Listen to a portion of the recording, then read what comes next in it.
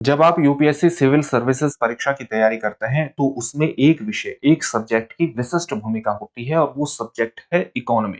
Economy पर पकड़ बना करके, इस पर अपनी अवधारणाओं को स्पष्ट करके न केवल आप प्रारंभिक परीक्षा में बेहतर प्रदर्शन कर सकते हैं, बल्कि मुख्य परीक्षा के प्रश्न पत्र 3 में भी अपने प्रदर्शन में एक उछाल ला सकते हैं और इंटरव्यू में भी आप बेहतर उत्तर देने की स्थिति में आ जाते हैं। इसलिए हम एक प्रोग्राम आपके सामने लेकर के आते हैं हर सप्ताह, इकोनॉमी दिस वीक। इस प्रोग्राम में हम पिछले एक सप्ताह में जितनी भी महत्वपूर्ण अर्थव्यवस्था से जुड़ी हुई खबरें होती हैं, उन पर आपके साथ विस्तार से बात करते हैं, अवधारणाओं को ध्यान में रखते हुए बात करते हैं। तो चलिए आज के प्रोग्राम की शुरुआत करते हैं और आज की पहली खबर को देखते हैं। आज की जो हमारी पहली खबर है, वो सतत विकास लक्ष्य सूचकांक 2025 से जुड़ी हुई है। हाल ही में United Nations sustainable development sustainable development solutions network के द्वारा ये सूचकांक जारी किया गया है और इसमें भारत की रैंकिंग में एक उल्लेखनीय सुधार भी हुआ है। तो चलिए इसके बारे में बात करते हैं। भारत पहली बार संयुक्त राष्ट्र के सतत विकास लक्ष्य सूचकांक में शीर्ष 100 देशों की सूची में पहुंच गया है। भारत की रैंकिंग वर्ष 2025 में 99वीं रही है, यानी 99th रही है और 2024 में भारत ने 109वां स्थान हासिल किया था। तो आप इस प्रकार से देखते हैं कि 10 स्थानों का उछाल भारत ने सतत विकास लक्ष्यों को प्राप्त करने की दिशा में जो प्रगति की है उसके अंतर्गत लिया है। सतत विकास लक्ष्य सूचकांक वस्तुतः किस चीज को मापता है? ये देखता है कि वैश्विक स्तर पर जो सतत विकास लक्ष्य निर्धारित हैं, जिनकी संख्या 17 है और जिन्हें वैश्विक स्तर पर वर्ष 2030 तक हासिल किया जाना है, इसमें अलग अलग देशों ने कितनी प्रगति की है या सामूहिक तौर पर कितनी प्रगति इसके अंतर्गत हो रही है। इस चीज का मापन कौन करता है? सतत विकास लक्ष्य सूचकांक करता है। संयुक्त राष्ट्र सतत विकास सॉल्यूशंस नेटवर्क के द्वारा इसको जारी किया जाता है। भारत ने लगातार इसमें प्रगति की है और प्रगति करने का ही नतीजा है कि भारत जहां 120 रैंक के आसपास हुआ करता था, अब 99th रैंक पर आ गया है और ये प्रगति हमें पिछले कई वर्षों में लगातार दिखाई देती है। लगभग 4-5 वर्षों से लगातार प्रगति हो रही है। 2021-22 में एक रैंक का अंतर आया था। रिपोर्ट ये भी बताती है कि वैश्विक स्तर पर अधिकांश जो एसडीजी लक्ष्य हैं, सस्टेनेबल डेवलपमेंट गोल्स है, इन पर प्रगति बहुत धीमी है या प्रगति कई क्षेत्रों में रुक गई है। वैश्विक स्तर पर जिस प्रकार के संघर्ष चल रहे हैं, उन्होंने इस बात को मुश्किल कर दिया है कि वर्ष 2030 तक इन लक्ष्यों को प्राप्त किया जा सकता है। तो ये इसी कारण से पूरा टॉपिक चर्चा में है। सतत विकास लक्ष्य सूचकांक के बारे में कुछ बुनियादी तथ्यों को हासिल करते हैं। किसके द्वारा जारी किया जाता है? United nation sustainable development solutions network के द्वारा यह प्रकाशित किया जाता है। ये रिपोर्ट 17 वैश्विक लक्ष्यों पर देशों की प्रगति को मापती है। ये रिपोर्ट का 10वां संस्करण है। वर्ष 2025 का जो संस्करण है वो 10वां संस्करण है। वैश्विक स्तर पर जो कोई भी एसडीजी का लक्ष्य है, ये वर्ष 2030 तक पूरी तरह से हासिल होने की दिशा में नहीं है। ये तथ्य हमने अभी बात किया था कि वैश्विक स्तर पर कई प्रकार की ऐसी परिस्थितियां उभरी हैं, जिससे यूनाइटेड नेशंस का कहना है कि वर्ष 2030 तक सामूहिक तौर पर जो 17 विकास लक्ष्य निर्धारित किए गए हैं, इनके प्राप्त होने की स्थिति नहीं है। हालांकि कई देश ऐसे हैं जो अलग अलग लक्ष्य को हासिल करने की स्थिति में है, लेकिन वैश्विक स्तर पर सभी देशों ने एक लक्ष्य को पूरी तरह से प्राप्त कर लिया हो, ऐसी स्थिति नहीं बन पाई है। केवल 17% लक्ष्य ही सही दिशा में आगे बढ़ रहे हैं, ये सॉल्यूशंस नेटवर्क का कहना है।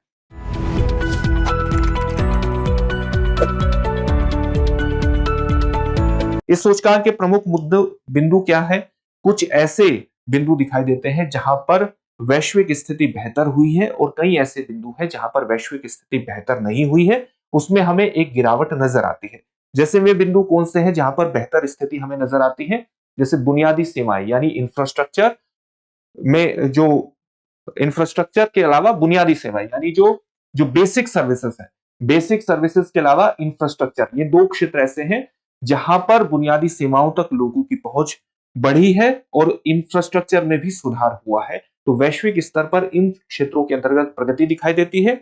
अगर हम ऐसे क्षेत्र देखें जहां पर गिरावट नजर आती है, तो वे क्षेत्र कौन से हैं? जैसे वैश्विक स्तर पर हमें ओबीज की स्थिति में एक वृद्धि दिखाई देती है। जैसे मोटापे में लगातार वृद्धि हो रही है। प्रेस स्वतंत्रता में भी अलग अलग देशों में गिरावट नजर आती है। भ्रष्टाचार की स्थिति और ज्यादा बदतर होती जा रही है और जो सतत नाइट्रोजन प्रबंधन है, इस नाइट्रोजन प्रबंधन में भी एक गिरावट नजर आती है, जो एसडीजी 2 को रिफ्लेक्ट करता है, उसमें एक खराब स्थिति को रिफ्लेक्ट करता है। अगर हम वैश्विक स्तर पर अलग-अलग देशों की स्थिति को देखें कि उन्होंने सतत विकास लक्ष्य की दिशा में कितनी प्रगति की है, तो वैश्विक स्तर पर हमें देशों में एक अंतर नजर आता है। कुछ ऐसे देश हैं जिन्होंने बेहतर प्रगति की है और कुछ ऐसे देश हैं जिन्होंने बिल्कुल प्रगति नहीं की है, बहुत सीमित प्रगति की है। यानी वैश्विक स्तर पर लक्ष्यों को प्राप्त करने की दिशा में एक असमानता की स्थिति हमें दिखाई देती है। अगर हम टॉप 10 कंट्रीज को देखें या बॉटम 10 कंट्रीज को देखें जिन्होंने सतत विकास लक्ष्य को हासिल करने की दिशा में जो आगे बढ़े हैं, तो उनको देखते हैं।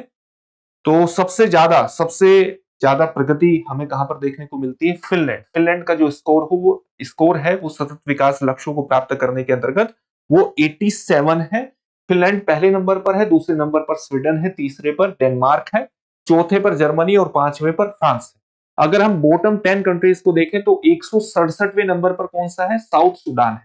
166वें नंबर पर कौन सा है? सेंट्रल अफ्रीकन रिपब्लिक है। 167 देशों को रैंक किया गया है।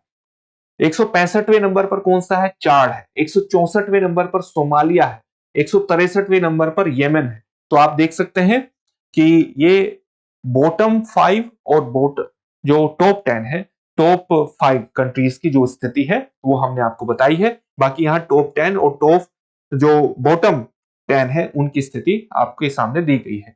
भारत की रैंक कौन सी है वर्ष 2025 में? 99वीं रैंक है। भारत का स्कोर 67 है। अगर भारत की प्रगति की स्थिति देखें पिछले वर्षों की तुलना में, पिछले वर्षों से अगर हम तुलना करते हैं, तो वर्ष 2024 में भारत ने 109वीं रैंक प्राप्त की थी और ये अब रैंक 99th हो गई है वर्ष 2025 में। 2023 में भारत ने जो रैंक प्राप्त की थी वो 112वीं ही की थी। 2022 में जो रैंक प्राप्त की थी वो 121वीं की थी और 2021 में जो भारत की रैंक थी वो 120वीं हुई थी और कहीं ना कहीं कोविड-19 के इंपैक्ट के रूप में भी आप इसको देख सकते हैं। तो इस प्रकार से आप देख सकते हैं कि भारत ने लगातार प्रगति की है। अगर पड़ोसी देशों से भारत की तुलना करें तो कुछ ऐसे पड़ोसी देश हैं जो भारत से बदतर स्थिति में है सतत विकास लक्ष्यों को प्राप्त करने की दिशा में, और कुछ ऐसे देश हैं जिन्होंने भारत से बेहतर प्रदर्शन किया है। जैसे भूटान की अगर आप स्थिति देखें तो भूटान की इसमें रैंक है 74वीं, नेपाल की रैंक है 85वीं, श्रीलंका की रैंकिंग है 93वीं, मालदीव की 53वीं, चीन की 49वीं। ये ऐसे देश हैं जिन्होंने भारत से बेहतर प्रगति प्रदर्शित की है, जबकि बांग्लादेश और पाकिस्तान भारत से पीछे है। बांग्लादेश की रैंकिंग है 114वीं और पाकिस्तान की रैंकिंग है 140वीं। तो ये देशों की स्थिति भी देख ली। पड़ोसी देशों की स्थिति के बारे में जानना आपके लिए महत्वपूर्ण है, क्योंकि कई बार पड़ोसी देशों को तुलनात्मक स्तर पर रख करके स्टेटमेंट के रूप में प्रश्न यूपीएससी प्रारंभिक परीक्षा में पूछ लिए जाते हैं। एसडीजी लक्ष्यों के बारे में बात करें तो कुल कितने लक्ष्य हैं? 17 वैश्विक लक्ष्य हैं जिन्हें 2030 तक हासिल करना है। अगर इसमें टॉप 6 लक्ष्यों की बात करें तो एसडीजी 1 किससे संबंधित है? गरीबी उन्मूलन से। 2 किससे संबंधित है? भुखमरी समाप्त करने से। तीसरा स्वास्थ्य और कल्याण से संबंधित है। चौथा गुणवत्तापूर्ण शिक्षा से संबंधित है। पांचवा लैंगिक समानता से संबंधित है और छठा स्वच्छ जल और स्वच्छता से संबंधित है। केवल 17% एसडीजी लक्ष्यों में ही यथोचित प्रगति हो पाई है। जितनी प्रगति होनी चाहिए वो ठीक तौर से प्रगति हो पाई है, बाकी लक्ष्यों में प्रगति नहीं हो पाई है। बहुत से लक्ष्य अब जोखिम में नजर आते हैं और जिन्हें सुधार करने की तुरंत आवश्यकता है, तत्काल आवश्यकता की ओर ये प्रतिबिंबित करता है, रिफ्लेक्ट करता है। एक और इंडेक्स पर हम बात कर लेते हैं, ग्लोबल लिवेबिलिटी इंडेक्स 2025। लिवेबिलिटी का मतलब क्या हुआ? रहने योग्य स्थान। दुनिया के में कौन से ऐसे स्थान हैं जो सबसे ज्यादा रहने योग्य हैं और दुनिया के में कौन से स्थान है जहां पर जो बिल्कुल रहने योग्य नहीं है, जिनका जो इंडेक्स में नीचे की तरफ आते हैं। तो ये शहरों की सूची दी गई है और जिस प्रकार से वैश्विक स्तर पर एक शहरीकरण की प्रक्रिया चल रही है, तो इस शहरीकरण की प्रक्रिया में ये जानना जरूरी है कि वे कौन कौन से मानक हैं जिन मानकों पर किसी शहर के रहने योग्य को पहचाना जा सकता है। वे कौन से मानक हैं जिनका इस्तेमाल करके किसी शहर के रहने योग्य होने की स्थिति के बारे में जाना जा सकता है। और शहरीकरण के दौर में ये सारी चीजें पता होना चाहिए और साथ ही जब ये चीजें हमें पता होता है तो कई ऐसे शहर हैं जो प्रगति करना चाहते हैं और उनके लिए अगर मानक पहले से सेट है तो वो इन मानकों की पहचान करके अपने क्षेत्र में, अपने शहर में भी उसी प्रकार के विकास मानकों की दिशा में आगे बढ़ सकते हैं, प्रगति कर सकते हैं। यही इस सूचकांक का महत्व भी है। चर्चा में इसीलिए है क्योंकि इंडेक्स 2025 में दुनिया के 10 सबसे अच्छे और सबसे खराब रहने योग्य शहरों की सूची जारी करता है ये इंडेक्स, और ये सूची जारी कर दी गई है। कोपेनहेगन जो कि डेनमार्क में स्थित है, डेनमार्क की राजधानी है, उसने वर्ष 2025 में पहली बार दुनिया का सबसे अच्छा रहने योग्य शहर बनने का गौरव प्राप्त किया है। वियना जो कि ऑस्ट्रिया की राजधानी है, ऑस्ट्रिया में है, पिछले 3 वर्षों से पहले स्थान पर था और अब ये दूसरे स्थान पर आ गया है क्योंकि कोपेनहेगन पहले नंबर पर चला गया है। कराची पाकिस्तान और ढाका बांग्लादेश को दुनिया के सबसे कम रहने योग्य शहरों में से एक माना गया है, उन्हें शामिल किया गया है सूची में। भारत हो, ताइवान हो या ईरान हो, इनके शहरों को कई प्रकार के स्थिरता के मानकों, स्टेबिलिटी के मानकों में गिरावट दर्ज की गई है और इस सूची के अनुसार, और इस प्रकार से ये कहा गया है कि उन्हें और ज्यादा प्रगति करने की आवश्यकता है। ये सूचकांक किसके द्वारा जारी किया जाता है? ये सूचकांक इकोनॉमिस्ट इंटेलिजेंस यूनिट के द्वारा जारी किया जाता है। कितने शहरों का मूल्यांकन किया गया है? 173 शहरों का मूल्यांकन किया गया है। आधार क्या है मूल्यांकन के? मूल्यांकन के आधार है स्थिरता यानी स्टेबिलिटी, स्वास्थ्य सेवा यानी हेल्थ केयर, संस्कृति और पर्यावरण यानी कल्चर एंड एनवायरमेंट, शिक्षा यानी एजुकेशन, बुनियादी ढांचा यानी इंफ्रास्ट्रक्चर। इन मानकों के आधार पर शहरों को ये बताया गया है कि वो रहने योग्य है या नहीं है। औसत वैश्विक स्कोर कितना रहा है? 76.1 रहा है। 2024 जितना ही है। 2025 में शिक्षा, स्वास्थ्य और इंफ्रास्ट्रक्चर में वैश्विक स्तर पर सुधार हुआ है, जबकि स्थिरता यानी स्टेबिलिटी में गिरावट देखने को मिली है 0.2 अंकों की। और इसका कारण क्या माना गया है? अलग अलग देशों में जो राजनीतिक अस्थिरता है, जो नागरिक स्तर पर अशांति छाई हुई है, या अलग अलग देशों में जो हाउसिंग संकट, विशेष तौर से हमें चीन का हाउसिंग संकट देखने को मिला था। टॉप 10 कंट्रीज यहां पर दी हुई है जो कि रहने योग्य सबसे ज्यादा है और जो सबसे कम रहने योग्य है वो भी यहां पर इन देशों का नाम दिया गया है। तो सबसे ज्यादा रहने योग्य शहर कौन सा है? डेनमार्क का कोपेनहेगन, दूसरे नंबर पर ऑस्ट्रिया का वियना, तीसरे नंबर पर स्विट्जरलैंड का ज्यूरिख, चौथे पर ऑस्ट्रेलिया का मेलबर्न और पांचवें नंबर पर है स्विट्जरलैंड का जिनेवा। ये टॉप 5 कंट्रीज हैं। सबसे कम रहने योग्य शहर कौन से हैं? दमिश्क, सीरिया का त्रिपोली, लिबिया का, बांग्लादेश का ढाका, पाकिस्तान का कराची और अल्जीरिया की राजधानी अल्जीयर्स। ये सबसे कम रहने योग्य शहर है। इनके बारे में हमने जान लिया। अगर हम इस इंडेक्स के महत्व के बारे में बात करें तो इंडेक्स हमें बताता है कि कौन से शहर रहने, काम करने और जीवन स्तर के लिए सर्वोत्तम है। शहरी नियोजन नीतियों और आवासीय जीवन की गुणवत्ता को समझने के लिए अंतर्राष्ट्रीय मानक इंडेक्स प्रदान करता है। अलग अलग शहर इन मानकों को देख करके अपने शहरों में उन्हीं मानकों का पालन कर सकते हैं, उनकी दिशा में आगे बढ़ सकते हैं। शहरों की रैंकिंग जो है वो नीति निर्माताओं, निवेशकों और नागरिकों के लिए निर्णय लेने में सहायक होती है। विजन 2030 जैसे प्रयासों के चलते सऊदी अरब और यूएई के शहरों की रैंकिंग में एक सुधार देखा गया है। तो ये इस इंडेक्स के महत्व को प्रदर्शित करता है। अन्य महत्वपूर्ण बिंदुओं के बारे में बात करें तो कोपेनहेगन को रहने योग्य शहर के रूप में 100 में से 100 अंक प्रदान किए गए हैं, यानी पूर्ण स्कोर प्राप्त हुआ है। स्थिरता, शिक्षा, बुनियादी ढांचे में हर स्तर पर इसको महत्वपूर्ण अंक, पूरे अंक प्राप्त हुए हैं। वियना की स्थिति की बात करें तो आतंकी खतरे के कारण स्थिरता के लिए इसके स्कोर में गिरावट आई और यही कारण है कि ये दूसरे स्थान पर आ गया है। पिछले 3 वर्षों से टॉप स्थान पर था। जापान का जो ओसाका शहर है उसको स्वास्थ्य सेवा और शिक्षा में पूरा स्कोर प्राप्त हुआ है। ढाका को इंफ्रास्ट्रक्चर में सबसे कम अंक प्राप्त हुए हैं। आधारभूत संरचना में केवल 26.8 अंक प्राप्त हुए हैं।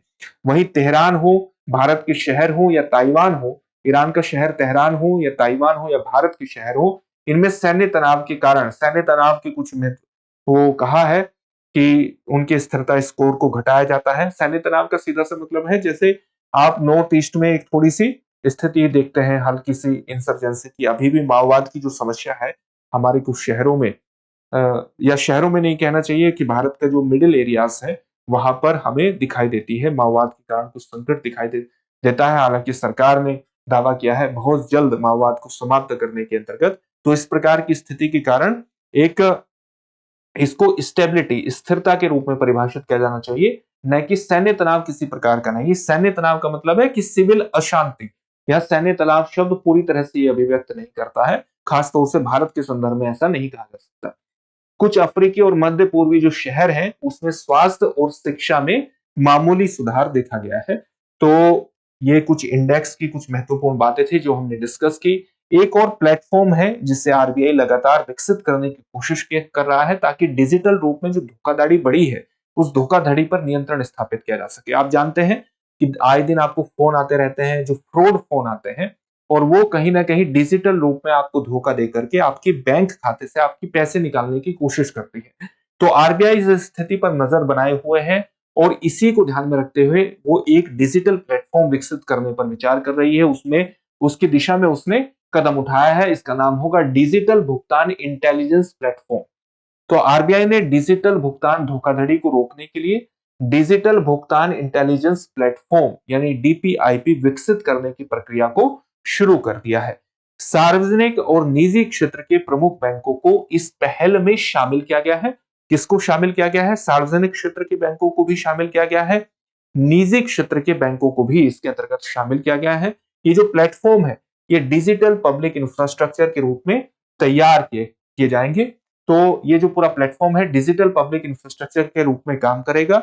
जून 2025 में इस विषय पर एक उच्च स्तरीय बैठक भी आयोजित हुई थी जिसमें आरबीआई और अलग अलग बैंकों के वरिष्ठ अधिकारी शामिल हुए थे। रिजर्व बैंक इनोवेशन हब को 5 से 10 बैंकों के साथ मिलकर के डीपीआईपी का प्रोटोटाइप तैयार करने का जिम्मेदार एक प्रकार से जिम्मा सौंपा गया है। अगर हम इस प्लेटफॉर्म के बारे में बात करें तो ये एक रियल टाइम डेटा और इंटेलिजेंस शेयरिंग प्लेटफॉर्म होगा। इसका उद्देश्य होगा डिजिटल धोखाधड़ी को रोकना और उससे संबंधित जोखिम प्रबंधन को मजबूत करना, उससे संबंधित जो रिस्क है उसके मैनेजमेंट को मजबूत करना इसका महत्वपूर्ण उद्देश्य होगा। विभिन्न स्रोतों से डेटा को इकट्ठा करके उसका विश्लेषण ये करेगा ताकि संभावित धोखाधड़ी की पहचान की जा सके। प्लेटफॉर्म में अत्याधुनिक तकनीकों यानी एडवांस टेक्नोलॉजी का भी उपयोग करने की बात कही गई है। इसको किया जाएगा। आवश्यकता क्यों पड़ी है? इसकी आवश्यकता इसलिए पड़ी है कि अगर आप कुछ आंकड़े देखेंगे कि डिजिटल रूप में कितने बड़े स्तर पर धोखाधड़ी हो रही है तो उसके दम पर आप ये पहचान सकते हैं कि इसकी आवश्यकता निश्चित रूप से थी। जैसे अगर हम फाइनेंशियल ईयर 25 की बात करें यानी जो वित्तीय वर्ष 2024-25 है उसमें बैंकों में धोखाधड़ी की जो राशि है वो बढ़कर के 36,014 करोड़ रुपए हो गई है, जो इससे पहले के जो फाइनेंशियल ईयर थी उसमें केवल 12,230 करोड़ रुपए थी। अगर हम सार्वजनिक क्षेत्र के बैंकों में धोखाधड़ी देखें तो उसमें 25,667 रुपए की धोखाधड़ी प्रकट की गई है फाइनेंशियल ईयर 25 में और उससे पहले 9,254 करोड़ रुपए की धोखाधड़ी प्रकट की गई थी। तो अपने आप में आप देख सकते हैं कि कितना उछाल वित्तीय धोखाधड़ी में, डिजिटल धोखाधड़ी में हुआ है। धोखाधड़ी की सबसे अधिक घटनाएं डिजिटल भुगतान कार्ड या इंटरनेट के माध्यम से जुड़ी हुई है। धोखाधड़ी का जो सबसे बड़ा मूल्य है वो एडवांस ऋण के रूप में पाया गया है। इस तेजी से बढ़ती हुई जो डिजिटल धोखाधड़ी है इस पर नियंत्रण के लिए रियल टाइम निगरानी और डेटा विश्लेषण की जरूरत लगातार महसूस की जा रही थी। उद्देश्य क्या है? इसका उद्देश्य आप समझ गए होंगे। लेन देन, जो डिजिटल लेन देन हम करते हैं वहां पर धोखाधड़ी को रोकना, बैंकों के बीच वास्तविक समय में जानकारी को साझा करने का एक मंच प्रदान करना, फ्रॉड रिस्क मैनेजमेंट को बेहतर बनाना और डिजिटल इकोसिस्टम में विश्वास और सुरक्षा को बेहतर करने का प्रयास करना ही इसका उद्देश्य है। लाभ किस तरह से इसके प्राप्त हो सकते हैं?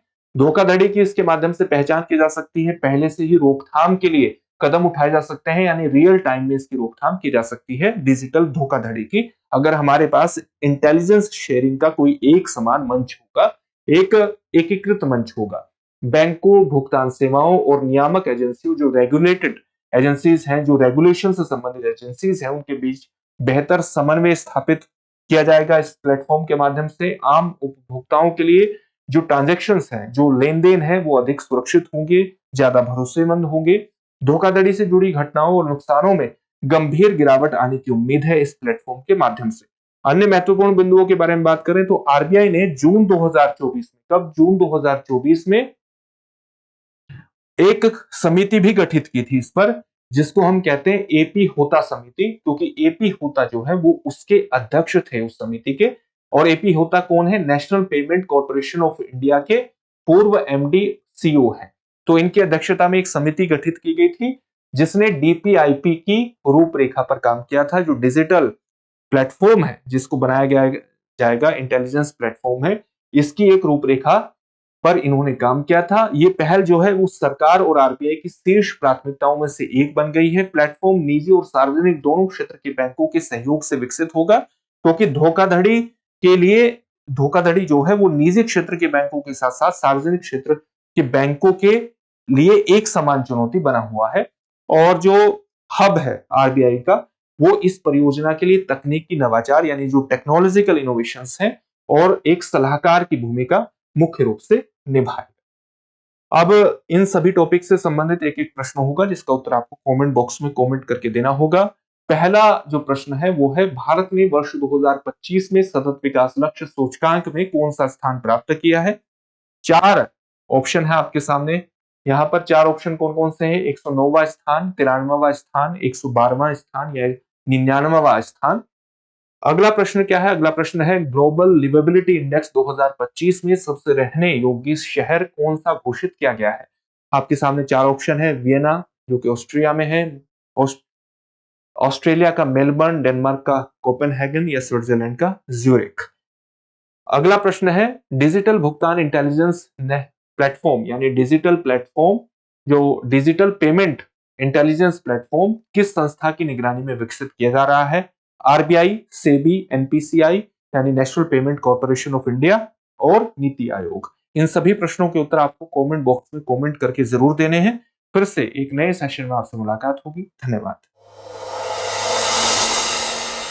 डियर व्यूअर्स, अपने एग्जाम की तैयारी को और बेहतर करने के लिए हमारे चैनल को लाइक, शेयर और सब्सक्राइब करना न भूलें।